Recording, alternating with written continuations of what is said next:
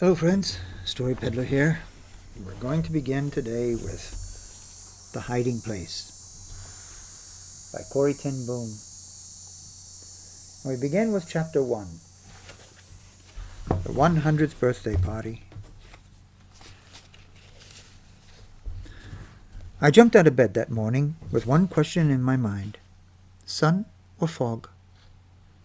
Usually it was fog in January in Holland, dank, chill, and grey, but occasionally on a rare and magic day, a white winter sun broke through.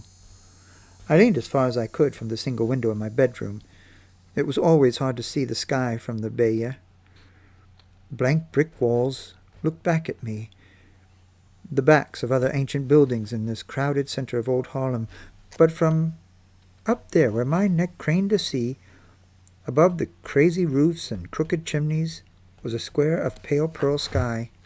It was going to be a sunny day for the party. I attempted a little waltz as I took my new dress from the tipsy old wardrobe against the wall. Father's bedroom was directly under mine, but at 77 he slept soundly. That was one advantage to growing old, I thought, as I worked my arms into the sleeves and surveyed the effect in the mirror on the wardrobe door.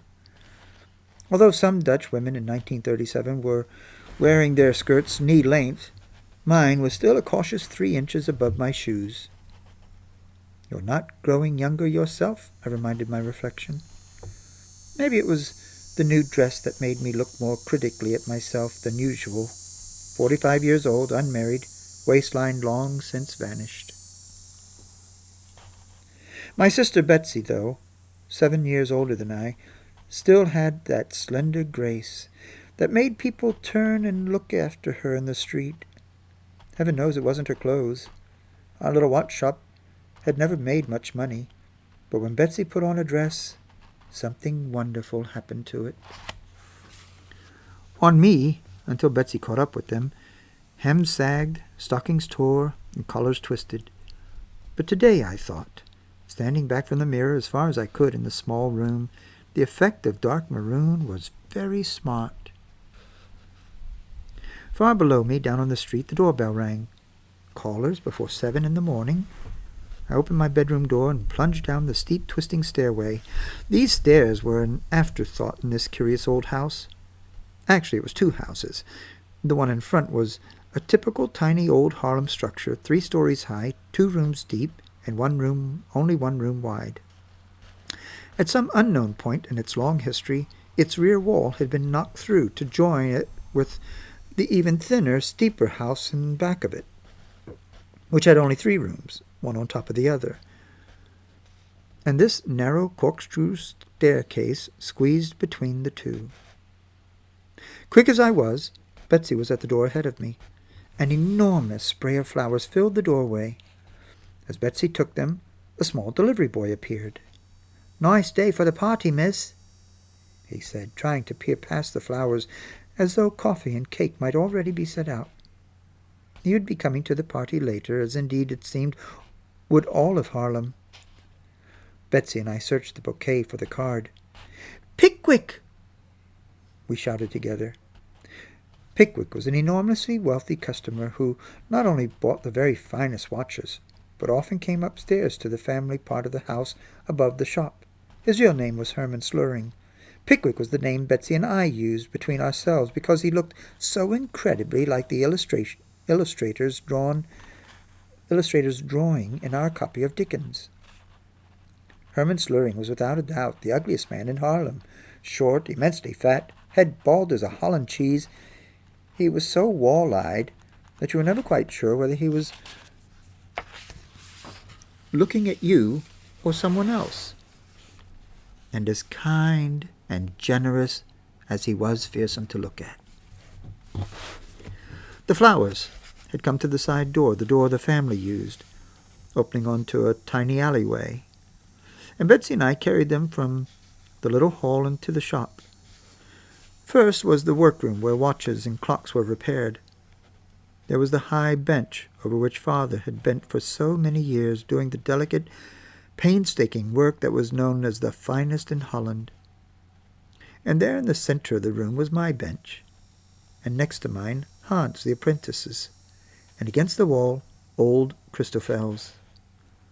Beyond the workroom was the customers' part of the shop with its glass case full of watches. All the wall clocks were striking 7 as Betsy and I carried the flowers in and looked for the most artistic spot to put them. Ever since childhood, I had loved to step into this room where 100 ticking voices welcomed me. It was still dark inside because the shutters had not been drawn back from the windows on the street. I unlocked the street door and stepped into the Bartoljorastraat. The other shops up and down the narrow street were shuttered and silent. The opticians next door, the dress shop, the baker's, Veal's Furrier's across the street. I folded back our shutters and stood for a minute admiring the window display that Betsy and I had at last agreed upon. This window was always a great source of debate between us, I wanting to display as much of our stock as could be squeezed onto the shelf, and Betsy maintaining that 2 or 3 beautiful watches with perhaps a piece of silk or satin swirled beneath was more elegant and more inviting. But this time the window satisfied us both. It held a collection of clocks and pocket watches, all at least 100 years old, borrowed for the occasion from friends and antique dealers all over the city, for today was the shop's 100th birthday. It was on this day in January 1837 that Father's father had placed in this window a sign, "Ten Boom Watches." For the last 10 minutes, with a heavenly disregard for the precisions of passing time, the church bells of Haarlem had been pealing out 7, and now, half a block away in the town square, the great bell of St. Bavo's solemnly donged 7 times. I lingered in the street to count them, though it was cold in the January dawn. Of course, everyone in Haarlem had radios now, but I could remember when the life of the city had run on St. Bavo time, and only trainmen and others who needed to know the exact hour had come here to read the astronomical clock. Father would take the train to Amsterdam each week to bring back the time from the Naval Observatory, and it was a source of pride to him that the astronomical clock was never more than 2 seconds off in the 7 days. There it stood now, as I stepped back into the shop, still tall and gleaming on its concrete block, but shorn now of eminence. The doorbell on the alley was ringing again. More flowers. So it went for an hour, large bouquets and small ones, elaborate set pieces and home-grown plants in clay pots. For although the party was for the shop, the affection of the city was for Father. Haarlem's grand old man, they called him, and they were setting about to prove it. When the shop and the workroom would not hold another bouquet, Betsy and I started carrying them upstairs to the 2 rooms above the shop. Though it was 20 years since her death, these were still Tante Jan's rooms. Tante Jan's was Mother's older sister, and her presence lingered in the massive dark furniture she had left behind her. Betsy set down a pot of greenhouse-grown tulips and stepped back with a little cry of pleasure. "Corey, just look how much brighter!" Poor Betsy. The Bayou was so closed in by the houses around that the window plants she started each spring never grew tall enough to bloom. At 7:45, Hans the apprentice arrived at 8. Tews, our saleslady, bookkeeper. Tews was a sour-faced, scowling individual whose ill temper had made it impossible for her to keep a job until 10 years ago. She had come to work for Father. Father's gentle courtesy had disarmed and mellowed her, and though she would have died sooner than admit it, she loved him as fiercely as she disliked the rest of the world. We left Hans and Tews to answer the doorbell and went upstairs to get breakfast. Only 3 places at the table, I thought, as I set out the plates. The dining room was in the house at the rear, 5 steps higher than the shop, but lower than Tante Jan's rooms. To me, this room, with its single window looking into the alley, was the heart of our home. This table, with a blanket thrown over it, had made me a tent or a pirate's cove when I was small. I'd done my homework here as a schoolchild. Here Mamma read aloud from Dickens on winter evenings, while the coal whistled in the brick hearth and cast a red glow over the tile proclaiming, "Jesus is Victor." We used only a corner of the table now, Father, Betsy, and I, but to me the rest of the family was always there. There was Mamma's chair, and the 3 aunts' places over there. Not only Tante Jan's, but Mamma's other 2 sisters had also lived with us. Next to me had sat my other sister, Noli, and Willem, the only boy in the family, there beside Father. Noli and Willem had had homes of their own many years now, and Mamma and the aunts were dead, but still I seemed to see them here. Of course their chairs hadn't stayed empty long. Father could never bear a house without children, and whenever he heard of a child in need of a home, a new face would appear at the table. Somehow, out of his watch shop that never made money, he fed and dressed and cared for 11 more children after his own 4 were grown. But now these 2 had grown up and married or gone off to work, and so I laid 3 plates on the table. Betsy brought the coffee in from the tiny kitchen, which was little more than a closet off the dining room, and took bread from the drawer in the sideboard. She was setting them on the table when we heard Father's step coming down the staircase. He went a little slowly now on the winding stairs, but still as punctual as one of his own watches. He entered the dining room as he had every morning since I could remember at 8:10.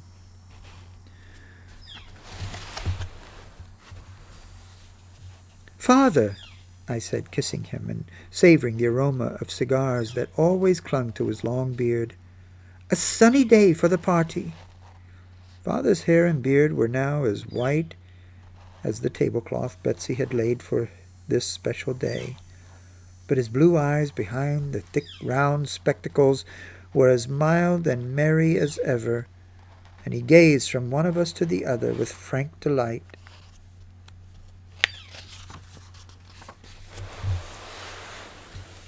"Corey, dear, my dear Betsy, how gay and lovely you both look." He bowed his head as he sat down, said the blessing over bread, and then went on eagerly.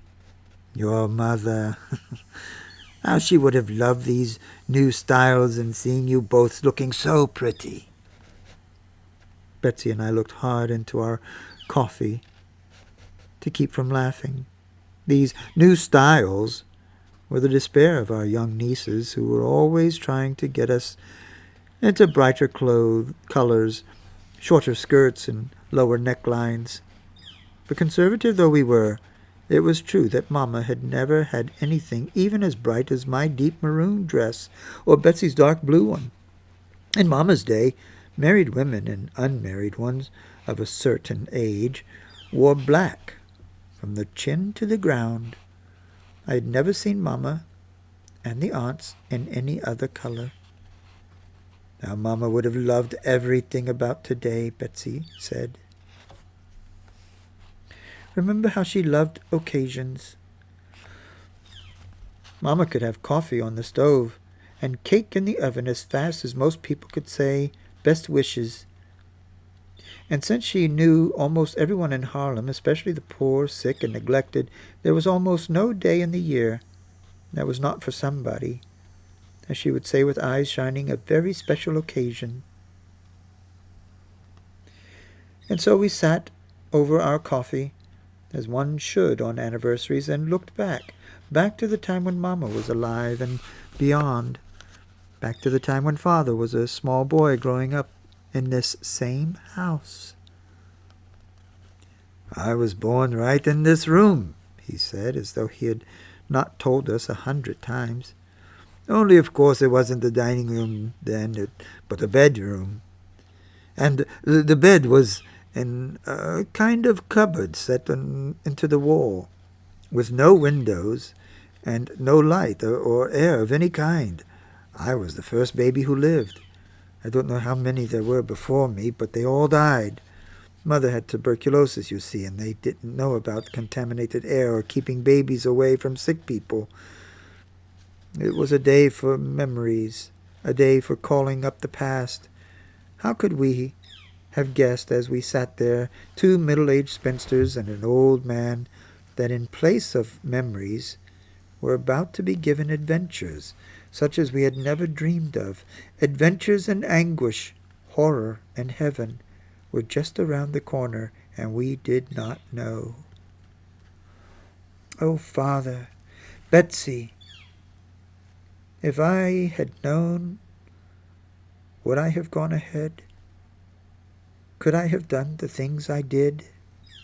But how could I know? How could I imagine this white-haired man called Opa, grandfather by all the children of Harlem? How could I imagine this man thrown by strangers into a grave without a name? And Betsy, with her high lace collar and gift for making beauty all around her, how could I picture this dearest person on earth to me, standing naked before a room full of men? In that room on that day, such thoughts were not even thinkable.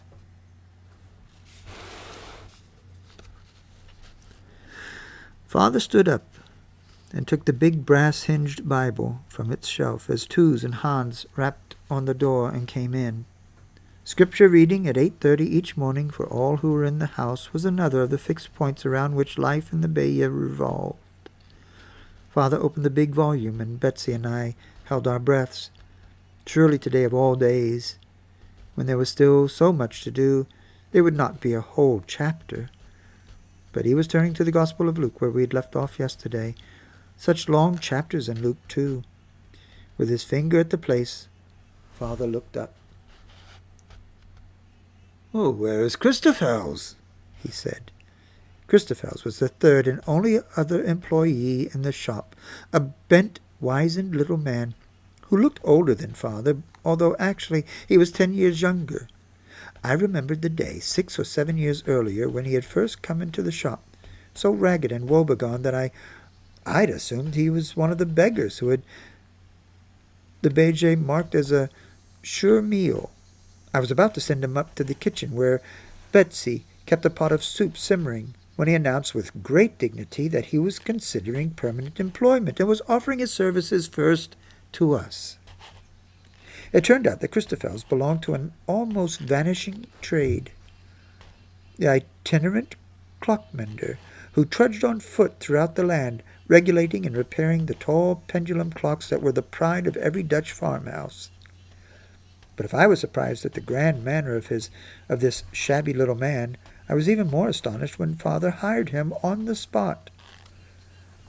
"They're the finest clockmen anywhere," he told me later, "these wandering clocksmiths. There's not a repair job they haven't handled with just the tools in their sack." And so it had proved through the years, as people from all over Harlem brought their clocks to him. What he did with his wages we never knew. He had remained as tattered and threadbare as ever. Father hinted as much as he dared, for next to his shabbiness, Christopher's most notable quality was his pride, and then gave it up. And now, for the first time, Christophels was late. Father polished his glasses with his napkin and started to read, his deep voice lingering lovingly over the words. He had reached the bottom of the page when we heard Christophel's shuffling steps on the stairs. The door opened and all of us gasped. Christophel's was resplendent in a new black suit, new checkered vest, a snowy white shirt, flowered tie, and stiff starched collar. "I tore my eyes from the spectacle as swiftly as I could, for Christopher's expression forbade us to notice anything out of the ordinary. "Christophels, my dear associate," Father murmured in his formal, old-fashioned way. "What joy to see you on this auspicious day," and hastily resumed his Bible reading.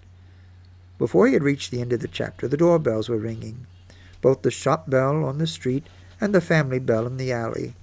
Betsy ran to make more coffee and put her tarts in the oven, while Tooze and I hurried to the doors.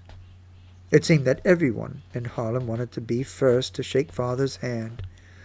Before long, a steady stream of guests was winding up the narrow staircase to Tante Jan's room, where he sat almost in a thicket of flowers. I was helping one of the older guests up the steep stairs when Betsy seized my arm. "Corey, we're going to need Noli's cups right away. How can we—" "I'll go get them." Our sister Noli and her husband were coming that afternoon as soon as their 6 children got home from school. I dashed down the stairs, took my coat and my bicycle from inside the alley door, and was wheeling it over the threshold when Betsy's voice reached me, soft but firm. "Corey, your new dress!" And so I whirled back up the stairs to my room, changed into my oldest skirt, and set out over the bumpy brick streets. I always loved to bike to Noli's house. She and her husband lived about 1.5 miles from the Bayeux, outside the cramped old center of the city. The streets there were broader and straighter. Even the sky seemed bigger. Across the town square I pedaled over the canal on the Groot Hout Bridge and along the Wagenweg, reveling in the thin winter sunshine. Noli lived on Bossenhovenstraat, a block of identical attached houses with white curtains and potted plants in the windows. How could I foresee, as I zipped around the corner, that one summer day, when the hyacinths and the commercial bulb flats nearby were ripe and brown, I would break my bicycle here and stand with my heart pounding and thudding in my throat, daring to go no closer for fear of what was taking place behind Noli's starched curtains. Today, I careened onto the sidewalk and burst through the door with never a knock. "Noli, the bay is jammed already. You ought to see. We need the cups right now." Noli came out of the kitchen, her pretty round face flushed with baking. "They're all packed by the door. Oh, I wish I could go back with you, but I've got batches of cookies still to bake, and I promised Flip and the children I'd wait for them." You're all coming, aren't you?" "Yes, Corey, Peter will be there." Noli was loading the cups into the bicycle bags.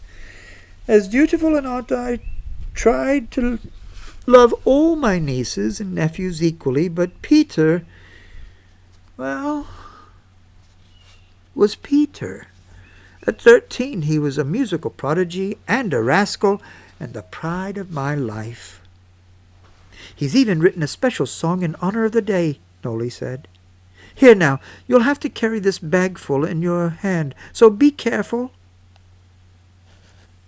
The Bayeux was more crowded than ever when I got back, the alley so jammed with bicycles I had to leave mine at the corner. The mayor of Harlem was there, in his tailcoat and gold watch chain, and the postman and the trolley motorman, and 6 policemen from the Harlem Police Headquarters just around the corner. After lunch, the children started coming, and as children always did, they went straight to Father. The older ones sat on the floor around him. The smallest ones climbed into his lap, for in addition to his twinkling eyes and long cigar-sweet beard, Father ticked. Watches lying on a shelf run differently from watches carried about, and so Father always wore the ones he was regulating. His suit jackets had 4 large inside pockets, each fitted with hooks for a dozen watches, so that wherever he went, the hum of hundreds of little wheels went gaily with him. Now, with a child on each knee and 10 more crowded close, he drew from another pocket his heavy cross-shaped winding key, each of the 4 ends shaped for a different size clock. With a flick of his finger, he made it spin, gleaming, glinting. Betsy stopped in the doorway with a tray of cakes. "He doesn't know there's anyone else in the room," she said. I was carrying a stack of soiled plates down the stairs when a little shriek below told me that Pickwick had arrived. We used to forget, we who loved him, what a shock the first sight of him could be to a stranger. I hurried to the door, introduced him hastily to the wife of an Amsterdam wholesaler, and got him upstairs. He sank his ponderous bulk into a chair beside father, fixed one eye on me, the other on the ceiling, and said, "5 lumps, please." Poor Pickwick. He loved children as much as father did, but while the children took to father on sight, Pickwick had to win them. He had one trick, though, that never failed. I brought him his cup of coffee, thick with sugar, and watched him look around in mock consternation. "But, my dear Cornelia," he cried, "there's no table to set it on." He glanced out of one wide-set eye to make sure the children were watching. "Well, it's a lucky thing I brought my own." And with that, he set the cup and saucer on his own protruding paunch. I had never known a child who could resist it. Soon a respectful circle had gathered round him. A little later, Noli and her family arrived. "Tante Corey," Peter greeted me innocently. "You don't look 100 years old." And before I could swat him, he was sitting at Tante Jan's upright piano, filling the old house with melody. Peter called out requests, popular songs, selections from Bach chorals, hymns, and soon the whole room was joining in the choruses. How many of us were there that happy afternoon, who were soon to meet under very different circumstances? Peter, the policeman, dear ugly Pickwick, all of us were there except my brother Willem and his family. I wondered why they should be so late. Willem and his wife and children lived in the town of Hilversum, 30 miles away. Still, they should have been here by now. Suddenly the music stopped, and Peter, from his perch on the piano bench, hissed across the room, "Opa! Here's the competition!" I glanced out the window. Turning into the alley were Mr. and Mrs. Kahn, owners of the other watch shop on the street. By Harlem standards, they were newcomers, having opened their store only in 1910, and so had been on the Botteljorenstraat a mere 27 years. But since they sold a good many more watches than we did, I considered Peter's comment factual enough. Father, however, was distressed. "Not competitors, Peter," he said reprovingly. "Colleagues." And lifting children quickly off his knees, he got up and hurried to the head of the stairs to greet the Kahns. Father treated Mr. Kahn's frequent visits to the shop below as social calls from a cherished friend. "Can't you see what he's doing?" I would rage after Mr. Kahn had gone. "He's finding out how much we're charging so he can undersell us." Mr. Kahn's display window always featured in bold figures prices exactly 5 guilders below our own. And Father's face would light up with a kind of pleased surprise, as it always did on those rare occasions when he thought about the business side of watchmaking. "But, Corey, people will save money when they buy from him." And then he would always add, "I wonder how he does it." Father was as innocent of business know-how as his father had been before him. He would work for days on a difficult repair problem and then forget to send a bill. The more rare and expensive a watch, the less he was able to think of it in terms of money. A man should pay for the privilege of working on such a watch, he would say. As for merchandising methods, for the first 80 years of the shop's history, the shutters on the streets had been closed each evening at promptly 6 o'clock. It was not until I myself had come into the business 20 years ago that I had noticed the throngs of strollers crowding the narrow sidewalks each evening, and had seen how the other stores kept their windows lighted and open. When I pointed this out to Father, he was as delighted as though I had made a profound discovery. And if people see the watches, it might make them want to buy one. Corey, my dear, how very clever you are. Mr. Khan was making his way toward me, now full of cake and compliments. Guilty for the jealous thoughts I had harbored, I took advantage of the crowd and made my escape downstairs. The workroom and shop were even more crowded with well-wishers than the upstairs rooms. Hans was passing cakes in the back room, as was Tooze in the front, wearing the nearest thing to a smile that her perpetually down-drawn lips would permit. As for Christoffels, he had simply and astonishingly expanded.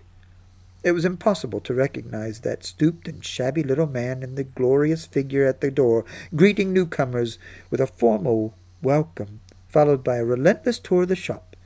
Quite obviously, it was the greatest day of his life. All through the short winter afternoon, they kept coming. The people who counted themselves Father's friends, young and old, poor and rich, scholarly gentlemen and illiterate servant girls. Only to Father did it seem that they were all alike. That was Father's secret. Not that he overlooked the differences in people, that he didn't know they were there. And still Willem was not here. I said goodbye to some guests at the door and stood for a moment gazing up and down the Barteljorenstraat.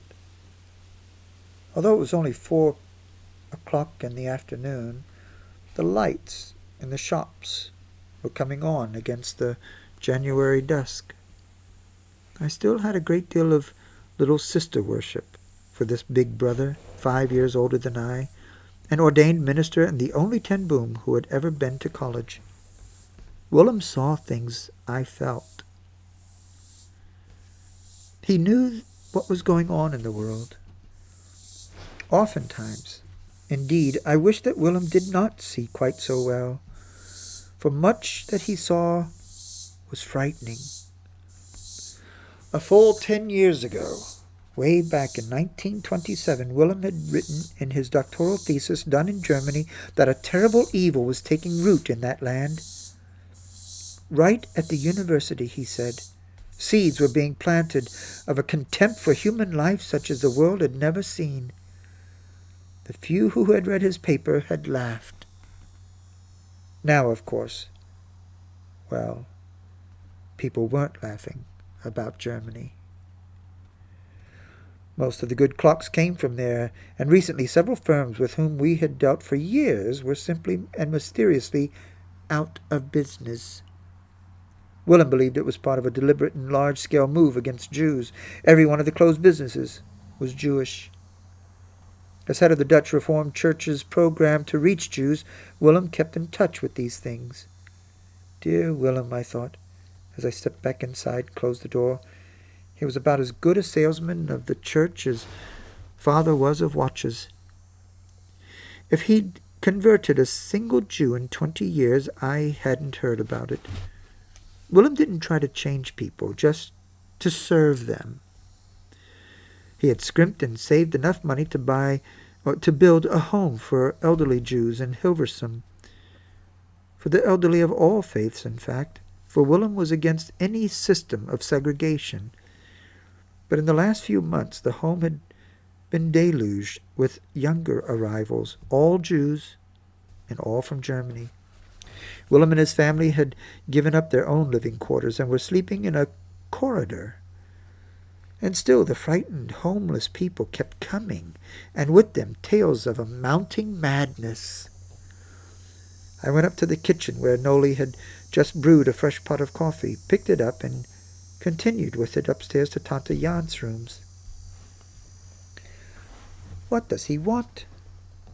I asked a group of men gathered around the cake table as I set down the pot. "This man in Germany, what does he want?" I knew it was poor talk for a party, but somehow thoughts of Willem always set my mind on hard subjects. A chill of silence fell over the table and spread swiftly around the room. "What does it matter?" a voice broke into it. "Let the big countries fight it out. It won't affect us." "That's right," from a watch salesman. "The Germans let us alone in the Great War. It's to their advantage to keep us neutral." "Easy for you to talk," cried a man from whom we bought clock parts. "Your clock comes from Switzerland. What about us? What do I do if Germany goes to war? The war could put me out of business." And at that moment, Willem entered the room. Behind him came Tyne, his wife, and their 4 children. But every eye in the room had settled on the figure whose arm Willem held in his. It was a Jew, in his early 30s, in the typical broad-brimmed black hat and long black coat. What glued every eye to this man was his face. It had been burned. In front of his right ear dangled a gray and frazzled ringlet, like the hair of a very old man. The rest of his beard was gone, leaving only a raw and gaping wound. "This is Herr Gottlieb," Willem announced in German. "He just arrived in Hilversum this morning. Herr Gottlieb?" "My father." "He got out of Germany on a milk truck," Willem told us rapidly in Dutch. "They stopped him on a street corner. Teenaged boys in Munich set fire to his beard." Father had risen from his chair and was eagerly shaking the newcomer's hand. I brought him a cup of coffee and a plate of Noli's cookies. How grateful I was now for Father's insistence that his children speak German and English almost as soon as Dutch. Herr Gottlieb sat down stiffly on the edge of a chair and fixed his eyes on the cup in his lap. I pulled up a chair beside him and talked some nonsense about the usual January weather, and around us conversation began again, a hum of party talk, rising and falling. "Hoodlums," I heard the watch salesman say. "Young hooligans.